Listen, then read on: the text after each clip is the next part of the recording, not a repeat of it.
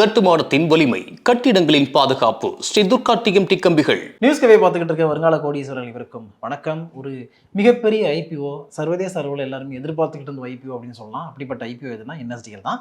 NSDL IPO open ஆகிருக்கு. Open ஆன 3 மணி நேரத்திலேயே ஃபுல்லாக சப்ஸ்கிரைப் ஆயிடுச்சு அப்படின்ற அதிர்ச்சிகரமான செய்தியெல்லாம் வந்திருக்கு.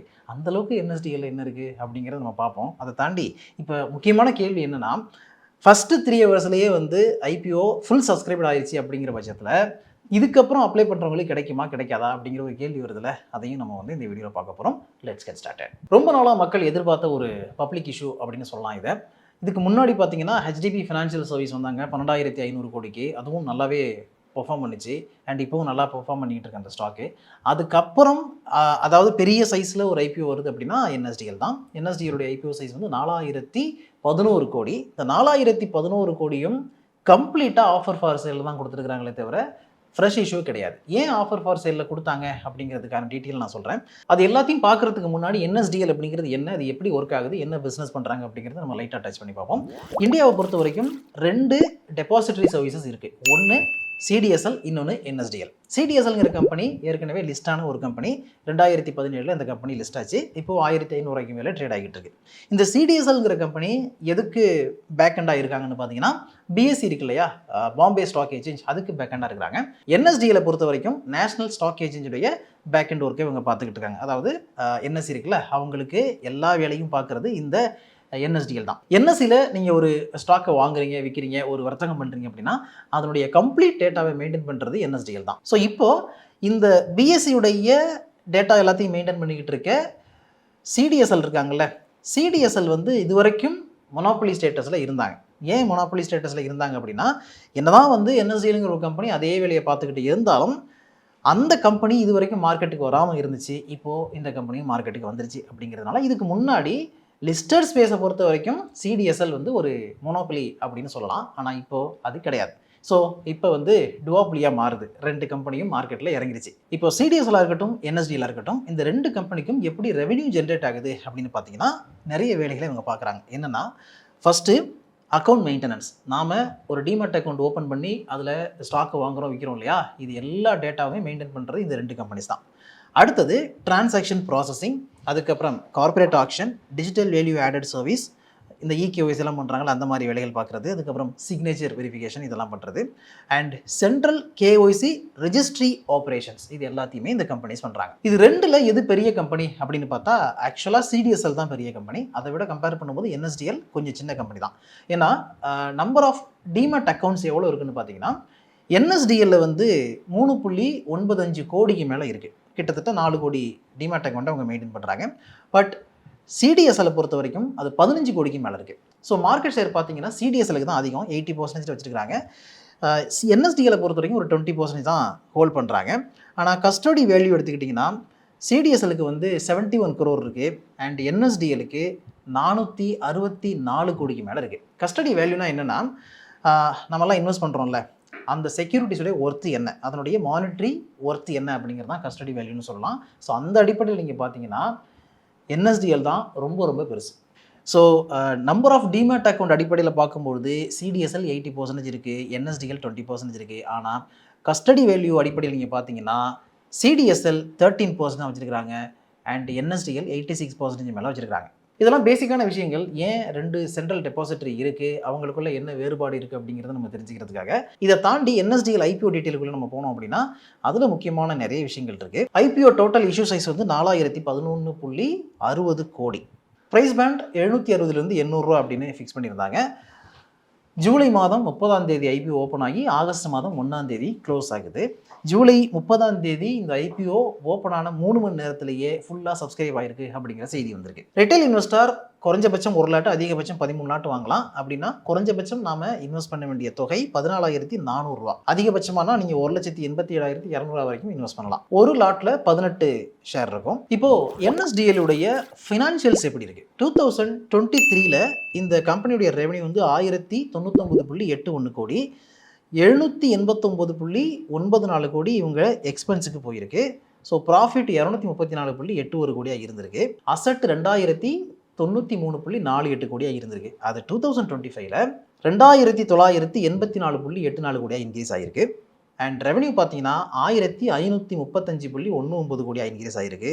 செலவினங்களும் 1084.14 கோடியாக இன்க்ரீஸ் ஆகிருக்கு. அண்ட் ப்ராஃபிட் 343.12 கோடியாக இன்க்ரீஸ் ஆகிருக்கு. ஃபண்டமெண்டல்ஸை பொறுத்த வரைக்கும் ROE 17க்கு மேலே இருக்குது. ப்ராஃபிட் மார்ஜின் 22க்கு மேலே வச்சுருக்காங்க. ஏர்னிங் பெர் ஷேர் வந்து 17 ருபீஸ்க்கு மேலே இருக்குது. ROCE 22க்கு மேலே இருக்குது. அண்ட் எபிட்டா மார்ஜின் 23க்கு மேலே இருக்குது. ப்ரைஸ் டு புக் வந்து கிட்டத்தட்ட 8ஆக இருக்குது. PE ரேஷியோ 46க்கு மேலே இருக்குது. ஆக்சுவலாக ஒரு IPO இஷ்யூ வரும்பொழுது அதனுடைய கிரே மார்க்கெட் ப்ரீமியம் எப்படி இருக்குது அப்படிங்கிறத அன்லிஸ்டட் மார்க்கெட்டில் பார்த்துட்டு நிறைய இன்வெஸ்டர்ஸ் வந்து இதில் இன்வெஸ்ட் பண்ணலாமா இல்லை அப்படின்னு டிசைட் பண்ணுவாங்க. கிரே மார்க்கெட் ப்ரீமியம் அப்படிங்கிறது வந்து ஒரு ஸ்டாண்டர்ட் கிடையாது.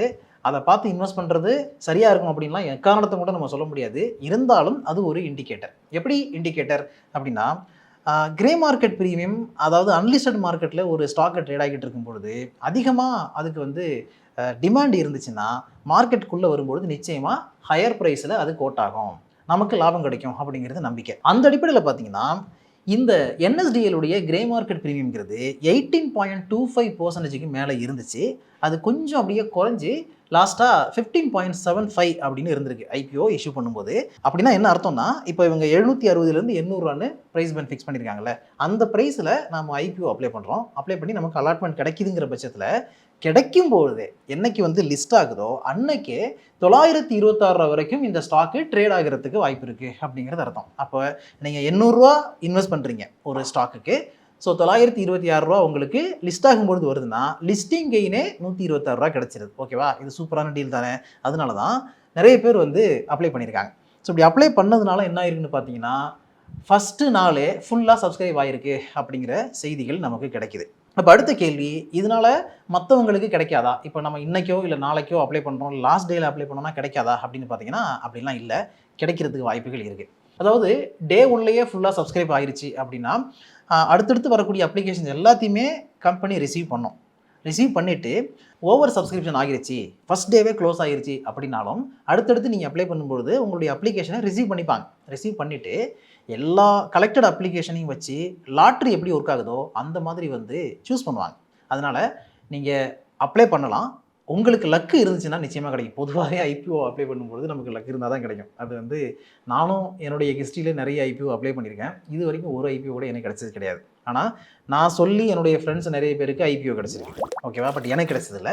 உங்களுக்கும் அந்த மாதிரி எக்ஸ்பீரியன்ஸ் இருந்திருக்கும், நிச்சயமாக இருந்திருக்கும். அதை நீங்கள் கமெண்ட்ஸில் ஷேர் பண்ணுங்கள். ஸோ NSDL நல்ல IPO இருக்குது, நம்ம இது வரைக்கும் அப்ளை பண்ணலை, ஃபுல்லி சப்ஸ்கிரைப்ட் ஆகிருச்சுன்னு சொல்கிறாங்களே, இதுக்கப்புறம் பண்ணால் வருமா வராதா அப்படிங்கிற குழப்பங்கள்லாம் வேண்டாம். ட்ரை பண்ணுங்கள். முயற்சி திருவினையாக்கும் அப்படின்ற மாதிரி உங்களுக்கு கிடைச்சதுன்னா லக்கு அப்படிங்கிற மாதிரி எடுத்துக்க வேண்டியதான். அதனால நீங்கள் பண்ணணும்னு நினச்சிங்கன்னா நீங்கள் ட்ரை பண்ணலாம். அடுத்த முக்கியமான விஷயம் என்னென்னு பார்த்தீங்கன்னா, இந்த IPO வந்து நம்மெல்லாம் போட்டி போட்டு வாங்குறதுக்கு ட்ரை பண்ணுறோம். ஆனால் இதில் பெரிய ஸ்டேக் ஹோல்டராக இருந்த SBI மாதிரியான நிறுவனங்கள் மிகப்பெரிய அளவில் இவங்களுடைய ஸ்டேக்கை விற்றுட்டு வெளில போகிறாங்க. அப்படி ஸ்டேக்கை விற்கிறதுனால தான் இது எல்லாமே ஆஃபர் ஃபார் சேல் ஆகிருக்கு. எதுவுமே ஃப்ரெஷ் இஷ்யூ கிடையாது. ஏற்கனவே நம்ம இந்த IPO 5000 கோடி வருது இல்லையா, இந்த 5000 கோடி எங்கேருந்து வருதுன்னு பார்த்தீங்கன்னா, SBI ஹோல்டிங் என்ன இருக்குது, IDBI பேங்குடைய ஹோல்டிங் என்ன இருக்கோ அதுலேருந்து ஒரு குறிப்பிட்ட பர்சன்டேஜ் அவங்க கொடுக்கறதுனால தான் கிடைக்குது. ஏன் அப்படிங்கிறது ஒரு பெரிய கொஸ்டின். ஆக்சுவலாக செபியுடைய நார்ம் என்ன சொல்லுது, ஒரு தனிப்பட்ட நிறுவனம், இப்போ SBI மாதிரியான ஒரு இன்ஸ்டிடியூஷனல் இன்வெஸ்டாரோ இல்லை IDBI பேங்க் மாதிரியான ஒரு இன்ஸ்டிடியூஷனல் இன்வெஸ்டாரோ இந்த மாதிரியான டெபாசிட்டரி சர்வீஸ் கம்பெனியில் 15% மேலே அவங்களுடைய ஹோல்டிங் இருக்கக்கூடாது. அதாவது சிங்கிள் கம்பெனியுடைய ஹோல்டிங் 15% மேலே இருக்கக்கூடாது அப்படிங்கிறது செபியுடைய நாம். அந்த நாம் படி என்ன பண்ணுறாங்க, அவங்க வெளியே போகிறதுக்கு முடிவு பண்ணிட்டாங்க. வெளியே போகிறாங்கன்னா பார்ஷியலாக விற்றுட்டு வெளில போகிறாங்க. அப்படி வெளில போகிறதுனால தான் NSE IPO கம்ப்ளீட்டாக ஆஃபர் ஃபார் செல்லில் வந்திருக்கு. இப்போ IDBI பேங்க் எடுத்துக்கிட்டிங்கன்னா 26% மேலே ஹோல்ட் பண்ணிட்டு இருக்காங்க. NSE 24% ஹோல்ட் பண்ணுது. அடுத்தது SBI பேங்க் 5% மேலே வச்சுருக்காங்க. யூனியன் பேங்க் ஆஃப் இந்தியா 6% மேலே வச்சுருக்காங்க. HDFC பேங்க்கு 2% மேலே வச்சுருக்காங்க. இந்த மாதிரி வந்து அது ஒரு பெரிய லிஸ்ட்டு போயிட்டே இருக்குது. இதில் இன்ட்ரெஸ்டிங் மேட்டர் என்னென்னு பார்த்தீங்கன்னா, IDBI பேங்க் வந்து இந்த NSDLோட ஸ்டாக்கு ₹2 இருக்கும்பொழுது வாங்கியிருக்கிறாங்க. 4.44 கோடிக்கு வாங்கியிருக்கிறாங்க. இன்னைக்கு அந்த கம்பெனி எடுத்துக்கிட்டு போகிற பணம் அப்படிங்கிறது 1776 கோடி. SBI 40 லட்சம் ஈக்விட்டி ஷேரை விற்கிறாங்க. இந்த 40 லட்சம் ஈக்விட்டி ஷேர் அப்படிங்கிறது அவங்களும் ₹2 வாங்கினதான். ஸோ SBI கம்பெனி மட்டுமே இந்த IPO மூலமாக 320 கோடி ரூபாய் லாபம் பார்க்குறாங்க. அதாவது 399 மடங்கு SBIயுடைய இன்வெஸ்ட்மெண்ட் என்எஸ்டிஎல்ல பெருகிருக்கு. இவங்கெல்லாம் எக்ஸிட் ஆகுறாங்க அப்படிங்கிறதுனால நீங்கள் நெகட்டிவாக நினைக்கணும் அப்படிங்கிற அவசியம் கிடையாது. அது வந்து செபியுடைய நாம், அந்த நாம் படி வெளியே போய் ஆகணும், அவங்களுடைய ஹோல்டிங்கை வித்தாகணும் அப்படிங்கிறதுனால விற்கிறாங்க, வேறு எதுவும் இல்லை. ஓகே, அவ்வளோதான். என்எஸ்டிஎலுடைய டீட்டெயில் வந்து நம்ம இதோட முடிச்சிக்கலாம்.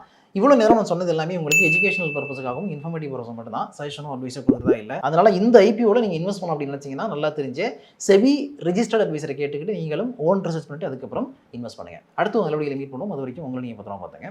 Thank you so much. இந்த வீடியோ உங்களுக்கு பிடிச்சிருந்தா லைக் பண்ணுங்க, ஷேர் பண்ணுங்க, கமெண்ட் பண்ணுங்க. மறக்காம பெல் பட்டனை கிளிக் பண்ணிட்டு சப்ஸ்கிரைப் பண்ணிடுங்க.